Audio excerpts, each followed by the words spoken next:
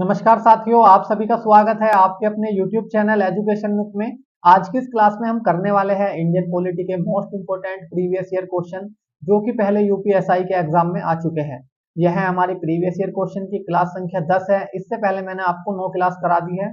अगर आपने वह क्लास नहीं की है तो आप मेरे यूट्यूब चैनल पर जाकर वह क्लास कर सकते हैं। तो आज की यह क्लास स्टार्ट करते हैं। क्वेश्चन नंबर 1, वह प्रधानमंत्री कौन था जिसे संसद ने मतदान द्वारा अपदस्थ कर दिया था। अपदस्थ का मतलब क्या होता है भाई? पद से हटा दिया था। आपको यहाँ पर चार ऑप्शन दिए हैं। ए ऑप्शन है इंदिरा गांधी, बी ऑप्शन है मोरारजी देसाई, सी ऑप्शन है वीपी सिंह और डी ऑप्शन है चंद्रशेखर। तो वीपी सिंह वह प्रधानमंत्री थे जिसे संसद ने मतदान द्वारा उसके पद से हटा दिया था। ठीक है भाई, तो आपका इस क्वेश्चन का सी ऑप्शन सही हो जाएगा, वीपी सिंह। ठीक है भाई, अगले क्वेश्चन पर चलते हैं। क्वेश्चन नंबर 2, राज्यपाल को पद की शपथ किसके द्वारा दिलाई जाती है। आपको यहाँ पर चार ऑप्शन दिए हैं। ए ऑप्शन है उच्च न्यायालय के मुख्य न्यायाधीश, बी ऑप्शन है राष्ट्रपति, सी ऑप्शन है विधानसभा के अध्यक्ष और डी ऑप्शन आपका भारत के मुख्य न्यायाधीश। तो राज्यपाल को शपथ कौन दिलाता है भाई? उच्च न्यायालय के मुख्य न्यायाधीश। ठीक है भाई, आपका ए ऑप्शन सही हो जाएगा, उच्च न्यायालय के मुख्य न्यायाधीश। किस अनुच्छेद के तहत? भारतीय संविधान के आर्टिकल 159 के तहत। किसके भाई? आर्टिकल 159 के तहत राज्यपाल को शपथ कौन दिलाता है? तो उच्च न्यायालय के मुख्य न्यायाधीश दिलाता है। ठीक है भाई, राज्यपाल की नियुक्ति कौन करता है? वो करता है आपका प्रेसिडेंट, मतलब राष्ट्रपति। ठीक है, ये भी आपको ध्यान रखना है। अगले क्वेश्चन पर चलते हैं। क्वेश्चन नंबर 3, राज्य विधानसभा तथा लोकसभा में महिलाओं के लिए आरक्षण बिल में कितने आरक्षण की बात कही गई है। आपको यहाँ पर चार ऑप्शन दिए हैं। ए ऑप्शन है 33%, बी ऑप्शन है 36%, सी ऑप्शन है 25% और डी ऑप्शन आपका 30%। तो विधानसभा मतलब राज्य विधानसभा और लोकसभा में महिलाओं के लिए 33% आरक्षण की बात कही गई है। ठीक है भाई, तो आपका ए ऑप्शन सही हो जाएगा, 33%। समझ गए? अगले क्वेश्चन पर चलते हैं। क्वेश्चन नंबर 4, निम्नलिखित में से स्वतंत्र भारत का वह सबसे पहला राज्य कौन सा है जो केवल भाषाई आधार पर बनाया गया था। आपको यहाँ पर चार ऑप्शन दिए हैं। ए ऑप्शन है महाराष्ट्र, बी ऑप्शन है आंध्र प्रदेश, सी ऑप्शन है केरल और डी ऑप्शन आपका पंजाब। तो जो आंध्र प्रदेश राज्य है यह भारत का पहला राज्य है जो कि भाषाई आधार पर बनाया गया था। इसका गठन कब किया गया था भाई? इसका गठन किया गया था आपका 1 अक्टूबर 1953 को। कब किया गया था भाई? 1 अक्टूबर 1953 को आंध्र प्रदेश का गठन किया गया था और यह भारत का पहला राज्य है जो कि भाषाई आधार पर बनाया गया था। ठीक है, अगले क्वेश्चन पर चलते हैं। क्वेश्चन नंबर 5, राज्यों को भाषाई आधार पर कब पुनर्गठित किया गया था। आपको यहाँ पर चार ऑप्शन दिए हैं। ए ऑप्शन है 1948 ईस्वी में, बी ऑप्शन है 1951 ईस्वी में, सी ऑप्शन है 1956 ईस्वी में और डी ऑप्शन आपका 1966 ईस्वी में। तो राज्यों को भाषाई आधार पर कब पुनर्गठित किया गया था? तो वो किया गया था आपका 1956 में। ठीक है भाई, आपका सी ऑप्शन सही हो जाएगा, 1956। अगले क्वेश्चन पर चलते हैं। क्वेश्चन नंबर 6, इनमें से कौन सा या से किसी राज्य के राज्यपाल के अधिकारों के बारे में सही है। आपको बताना है। यहाँ पर दो स्टेटमेंट दिए हैं, पी और क्यू। आपको इनमें से बताना है कि राज्य के राज्यपाल के अधिकारों के संबंध में कौन से सही है। ठीक है भाई, जो आपका पी स्टेटमेंट है वो है आपका, वह किसी बिल पर अपनी सहमति रोक सकता है। ये बिल्कुल ठीक है भाई, ये राज्यपाल को अधिकार होता है कि वह किसी भी बिल पर अपनी सहमति रोक सकता है। क्यू स्टेटमेंट है, वह किसी भी अप्रत्याशित व्यय को पूरा करने के लिए राज्य की आकस्मिक निधि में से अग्रिम धन दे सकता है। ऐसा होगा यहाँ पर अग्रिम, यहाँ पे अग्रिम के बाद यहाँ पर होगा धन दे सकता है।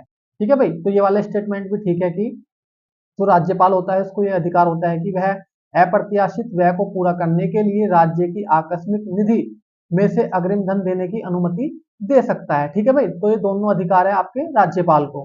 तो देखते हैं कौन सा ऑप्शन हमारा सही होगा। ए में दिया है पी और क्यू दोनों, तो हमारा ए ऑप्शन ही सही हो जाएगा, पी और क्यू दोनों। ठीक है भाई, क्योंकि हमारे दोनों कथन क्या है? सही है। अगले क्वेश्चन पर चलते हैं।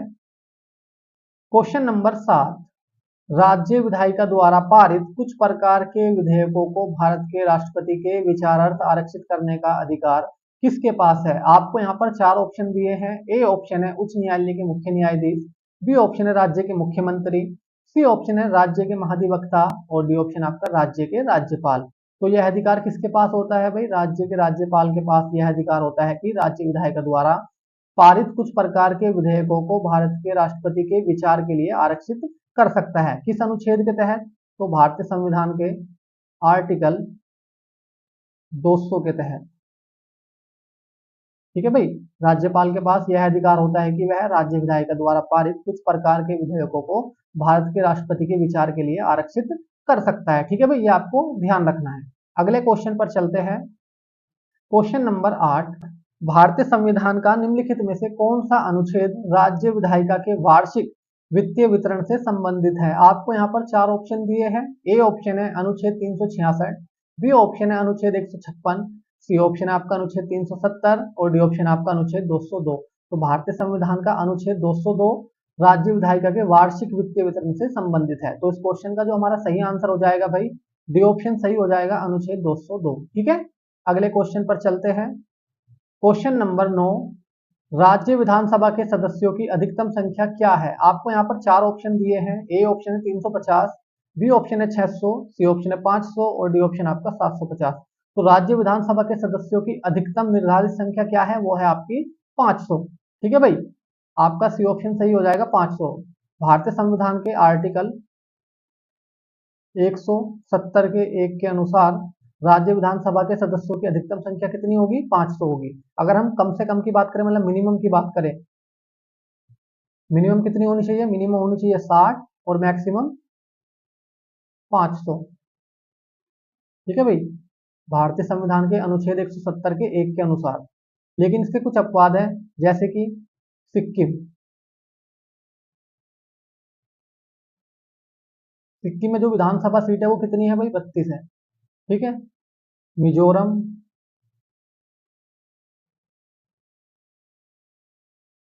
गोवा, इनमें कितनी है विधानसभा सीट? इनमें है विधानसभा सीट 40।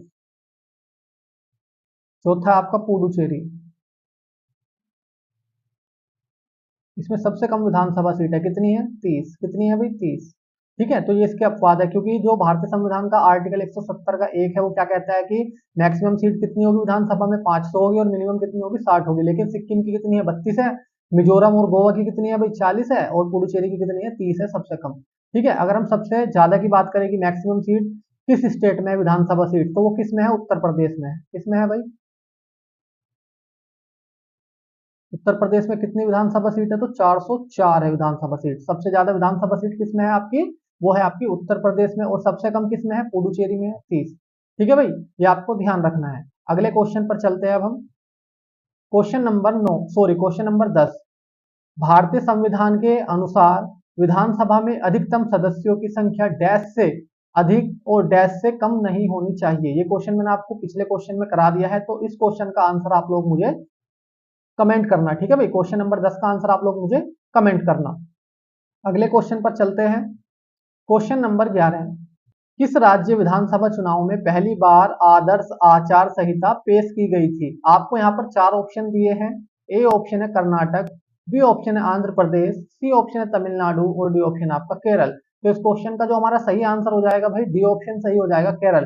केरल का जो 1960 में विधानसभा चुनाव हुआ था, उसमें पहली बार आदर्श आचार संहिता पेश की गई थी। ठीक है भाई, ये आपको ध्यान रखना है। अगले क्वेश्चन पर चलते हैं।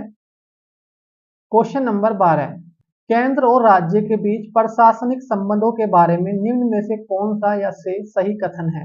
आपको यहाँ पर 2 कथन दिए हैं, पी और क्यू। आपको इनमें से बताना है कि केंद्र और राज्य के बीच प्रशासनिक संबंधों के बारे में कौन से सही है।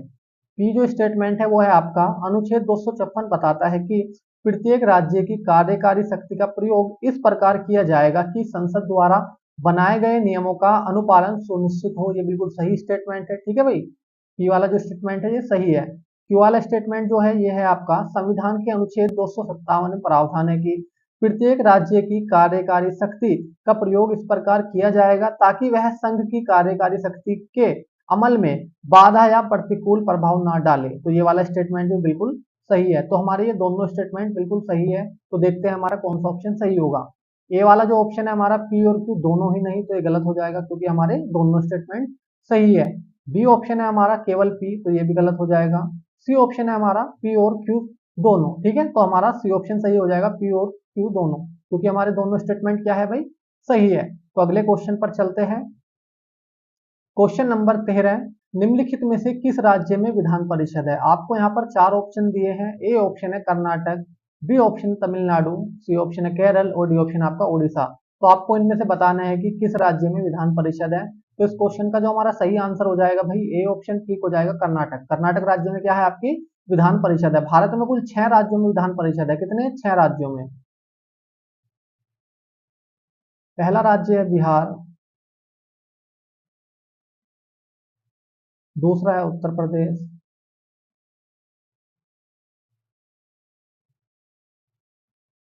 तीसरा है आंध्र प्रदेश,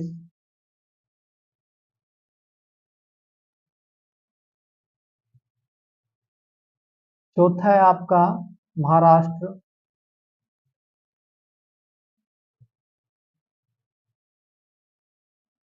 पांचवा है आपका तेलंगाना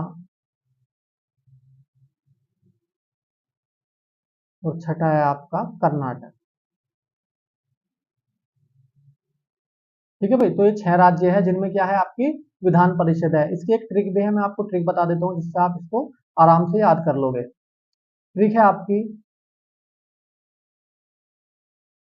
बिहार और उत्तर प्रदेश का मटका। ट्रिक क्या है भाई? बिहार और उत्तर प्रदेश का मटका, ये आपको याद रखना है। बिहार से क्या हो जाएगा आपका बिहार राज्य हो जाएगा, उत्तर प्रदेश से आपका उत्तर प्रदेश राज्य हो जाएगा। मटका में एम से क्या हो जाएगा आपका महाराष्ट्र, टी से क्या हो जाएगा आपका तेलंगाना, के से क्या हो जाएगा कर्नाटक और ए से क्या हो जाएगा आपका आंध्र प्रदेश। ठीक है भाई, ये आपको ध्यान रखना है। ऐसे भी आप इसको याद कर सकते हो, ये 6 के 6 राज्य जिनमें क्या है आपकी विधान परिषद है। अगले क्वेश्चन पर चलते हैं। क्वेश्चन नंबर 14, राज्य के राज्यपाल विधान परिषद में कुछ ऐसे सदस्यों को नियुक्त कर सकते हैं जिन्हें कुछ विशेष क्षेत्र में विशेष ज्ञान अथवा व्यवहारिक अनुभव प्राप्त हो। जैसे ए में दिया है विज्ञान, बी में है साहित्य, सी में है कला और डी में है सहकारी आंदोलन। तो जो राज्यपाल होते हैं वह विधानसभा में कुछ ऐसे सदस्यों को नियुक्त करते हैं जो कि आपके विज्ञान क्षेत्र से भी हो, साहित्य से भी हो, कला से भी हो और आपका सहकारी आंदोलन से भी हो। तो देखते हैं हमारा कौन सा ऑप्शन सही हो जाएगा। ए में दिया है बी और सी, तो ये गलत हो जाएगा। बी में दिया है ए बी सी डी, तो ये वाला हमारा बिल्कुल सही हो जाएगा, B option, A B C और डी। ठीक है भाई, अगले क्वेश्चन पर चलते हैं। क्वेश्चन नंबर 15, उच्च न्यायालय के न्यायाधीशों के वेतन और भत्तों का भुगतान किसके द्वारा किया जाता है? आपको यहाँ पर चार ऑप्शन दिए हैं। ए ऑप्शन है संबंधित राज्य की आकस्मिकता निधि, बी ऑप्शन है आपका संबंधित राज्य की संचित निधि, सी ऑप्शन है भारत का सार्वजनिक खाता और डी ऑप्शन आपका भारत की संचित निधि। तो उच्च न्यायालय के न्यायाधीशों के वेतन और भत्तों का भुगतान किसके द्वारा किया जाता है? तो संबंधित राज्य की संचित निधि के द्वारा किया जाता है। ठीक है भाई, आपका बी ऑप्शन बिल्कुल सही हो जाएगा। अगले क्वेश्चन पर चलते हैं। क्वेश्चन नंबर 16, उच्च न्यायालय के न्यायाधीशों के स्थानांतरण के लिए भारत के मुख्य न्यायाधीश को उच्चतम न्यायालय के डैश वरिष्ठतम न्यायाधीशों तथा दो संबंधित उच्च न्यायालयों के मुख्य न्यायाधीशों से परामर्श करना चाहिए। आपको यहाँ पर चार ऑप्शन दिए हैं। ए ऑप्शन है 3, बी ऑप्शन है 4, सी ऑप्शन है 2 और डी ऑप्शन आपका 5। तो जो हाई कोर्ट होता है उसके न्यायाधीशों के ट्रांसफर के लिए भारत के मुख्य न्यायाधीश को उच्चतम न्यायालय मतलब सुप्रीम कोर्ट के 4 वरिष्ठतम न्यायाधीशों तथा दो संबंधित उच्च न्यायालयों के मुख्य न्यायाधीशों से परामर्श लेना अनिवार्य है। ठीक है भाई, तो इस क्वेश्चन का जो हमारा सही आंसर हो जाएगा भाई बी ऑप्शन सही हो जाएगा 4। ठीक है, अगले क्वेश्चन पर चलते हैं।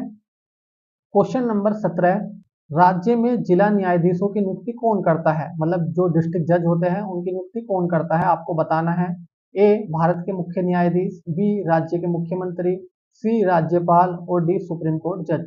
तो जिला न्यायाधीशों की नियुक्ति कौन करता है भाई राज्य में? वो करता है आपका राज्यपाल। आपका सी ऑप्शन बिल्कुल सही हो जाएगा। ठीक है, अगले क्वेश्चन पर चलते हैं। क्वेश्चन नंबर 18, भारत के संविधान के अनुच्छेद 233 के अनुसार अन्य शर्तों के अतिरिक्त निम्न में से कौन शर्त एक व्यक्ति को जिला न्यायाधीश का पात्र होने के लिए आवश्यक है? मतलब जिला न्यायाधीश बनने के लिए आवश्यक है। आपको यहाँ पर चार ऑप्शन दिए हैं। ए ऑप्शन है कम से कम 5 वर्ष तक अधिवक्ता रहा हो, बी ऑप्शन है आपका कम से कम 7 वर्ष तक अधिवक्ता रहा हो, अधिवक्ता मतलब एडवोकेट, सी ऑप्शन आपका कम से कम 10 वर्ष तक अधिवक्ता रहा हो, और डी ऑप्शन आपका कम से कम 15 वर्ष तक अधिवक्ता रहा हो। तो इस क्वेश्चन का जो हमारा सही आंसर हो जाएगा भाई, बी ऑप्शन सही हो जाएगा, कम से कम 7 वर्ष तक अधिवक्ता रहा हो, मतलब एडवोकेट रहा हो। ठीक है भाई, अगले क्वेश्चन पर चलते हैं। क्वेश्चन नंबर 19, उस निकाय का नाम बताए जिसमें गांव स्तर पर पंचायत के क्षेत्र में शामिल एक गांव की मतदान सूची में पंजीकृत सभी व्यक्ति शामिल होते हैं। आपको यहाँ पर 4 ऑप्शन दिए हैं। ए ऑप्शन है आपका अधिसूचित क्षेत्र समिति, बी ऑप्शन है ग्राम सभा, सी ऑप्शन आपका नगर पालिका, और डी ऑप्शन आपका जिला परिषद। तो ग्राम सभा एक ऐसी निकाय है जिसमें गांव स्तर पर पंचायत के क्षेत्र में शामिल एक गांव की मतदान सूची में पंजीकृत सभी व्यक्ति शामिल होते हैं। ठीक है भाई, तो आपका बी ऑप्शन सही हो जाएगा, ग्राम सभा। अगले क्वेश्चन पर चलते हैं। क्वेश्चन नंबर 20, राज्य वित्त आयोग का गठन कौन करता है जो किसी राज्य में पंचायतों की वित्तीय स्थिति की समीक्षा करता है। आपको यहाँ पर 4 ऑप्शन दिए हैं। ए ऑप्शन है राज्य निर्वाचन आयोग, बी ऑप्शन है राज्य के राज्यपाल, सी ऑप्शन आपका राज्य के मुख्यमंत्री, और डी ऑप्शन आपका भारत के राष्ट्रपति। तो राज्य वित्त आयोग का गठन कौन करता है भाई, राज्य के राज्यपाल करता है। कौन करता है भाई, राज्य का राज्यपाल करता है। कितने वर्ष के लिए करता है, तो 5 वर्ष के लिए करता है। कितने, 5 वर्ष। ठीक है भाई, ये आपको ध्यान रखना है। अगले क्वेश्चन पर चलते हैं। क्वेश्चन नंबर 21, पंचायतों द्वारा खातों के रख रखाव और ऐसे खातों की लेखा परीक्षा मतलब ऑडिटिंग के संबंध में प्रावधान करने का अधिकार किसे है। आपको यहाँ पर 4 ऑप्शन दिए हैं। ए ऑप्शन है भारत के नियंत्रक और महालेखा परीक्षक, बी ऑप्शन है राज्य विधायिका, सी ऑप्शन है संसद, और डी ऑप्शन आपका राज्य वित्त आयोग। तो किसके पास है भाई ये अधिकार प्रावधान करने का, तो वो है आपका राज्य विधायिका के पास। ठीक है भाई, आपका बी ऑप्शन सही हो जाएगा, राज्य विधायिका। अगले क्वेश्चन पर चलते हैं। क्वेश्चन नंबर 22, निम्नलिखित में से कौन जिले में पंचायतों और नगर पालिकाओं द्वारा तैयार की गई योजनाओं को समेकित करता है। आपको यहाँ पर 4 ऑप्शन दिए हैं। ए ऑप्शन है केंद्रीय वित्त मंत्रालय, बी ऑप्शन है वित्त आयोग, सी ऑप्शन है राज्य योजना आयोग, और डी ऑप्शन आपका जिला योजना समिति। तो इस क्वेश्चन का जो हमारा सही आंसर हो जाएगा भाई, डी ऑप्शन सही हो जाएगा, जिला योजना समिति जिले में पंचायतों और नगर पालिकाओं द्वारा तैयार की गई योजनाओं को समेकित करता है। ठीक है, अगले क्वेश्चन पर चलते हैं। क्वेश्चन नंबर 23, महानगरीय क्षेत्र के लिए योजना और समन्वय के संबंध में महानगर योजना समिति के कार्यों के संबंध में कानून द्वारा प्रावधान करने का अधिकार किसके पास है। आपको यहाँ पर 4 ऑप्शन दिए हैं। ए ऑप्शन है नीति आयोग, बी ऑप्शन है भारतीय संसद, सी ऑप्शन है राज्य विधानमंडल, और डी ऑप्शन आपका जिला योजना समिति। तो महानगर योजना समिति के कार्यों के संबंध में कानून द्वारा प्रावधान करने का अधिकार किसके पास है, वो है आपका राज्य विधानमंडल के पास। किसके पास है भाई, राज्य विधानमंडल के पास है। आपका सी ऑप्शन बिल्कुल सही हो जाएगा इस क्वेश्चन का। अगले क्वेश्चन पर चलते हैं। क्वेश्चन नंबर 24, नगर निगम की बैठक की अध्यक्षता कौन करता है। आपको यहाँ पर 4 ऑप्शन दिए हैं। ए ऑप्शन है राज्य विधानसभा के अध्यक्ष, बी ऑप्शन है महापौर मतलब मेयर, सी ऑप्शन आपका जिलाधीश, जिला मजिस्ट्रेट कहते हैं जिसको, है ना, डिस्ट्रिक्ट मजिस्ट्रेट कहते हैं, डीएम। ठीक है, और डी नगर पालिका आयुक्त। तो नगर निगम की बैठक की अध्यक्षता कौन करता है भाई, वो करता है आपका मेयर। आपका बी ऑप्शन बिल्कुल सही हो जाएगा। अगले क्वेश्चन पर चलते हैं। क्वेश्चन नंबर 25 जो कि हमारा लास्ट क्वेश्चन है इस क्लास का। क्वेश्चन नंबर 25 है हमारा लोकतांत्रिक विकेंद्रीकरण का अर्थ। आपको यहाँ पर 4 ऑप्शन दिए हैं। ए ऑप्शन है केंद्र सरकार की शक्तियां बढ़ाना, बी ऑप्शन आपका स्थानीय संस्थाओं के पक्ष में शक्तियां हस्तांतरित करना, सी ऑप्शन आपका राज्य सरकारों की सभ्यता सुनिश्चित करना, और डी ऑप्शन आपका ग्राम पंचायतों की स्थापना। तो लोकतांत्रिक विकेंद्रीकरण का क्या अर्थ है भाई, वो है आपका स्थानीय संस्थाओं के पक्ष में शक्तियां हस्तांतरित करना। ठीक है भाई, आपका बी ऑप्शन सही हो जाएगा। विकेंद्रीकरण का मतलब क्या होता है भाई, विकेंद्रीकरण का मतलब होता है कि जो सत्ता है उसकी जो शक्तियां है उनको केंद्रित ना करके, है ना, केंद्रित करने के बजाय उनको स्थानीय संस्थाओं के पक्ष में क्या करना है, हस्तांतरित करना है, जिससे कि जो जनता है उसकी भी साझेदारी हो उसमें। ठीक है, तो विकेंद्रीकरण का ये अर्थ होता है। तो मैं उम्मीद करता हूं कि आपको ये 25 क्वेश्चन अच्छे से समझ में आए होंगे और ये वीडियो आपको अच्छी लगी होगी। अगर आपको ये वीडियो अच्छी लगी है और ये क्वेश्चन आपको अच्छे से समझ में आए हैं 25 के 25, तो आप मेरी वीडियो को लाइक कर सकते हैं और हमारे चैनल को सब्सक्राइब कर सकते हैं, जिससे कि आपको नई वीडियो का नोटिफिकेशन तुरंत मिल सके।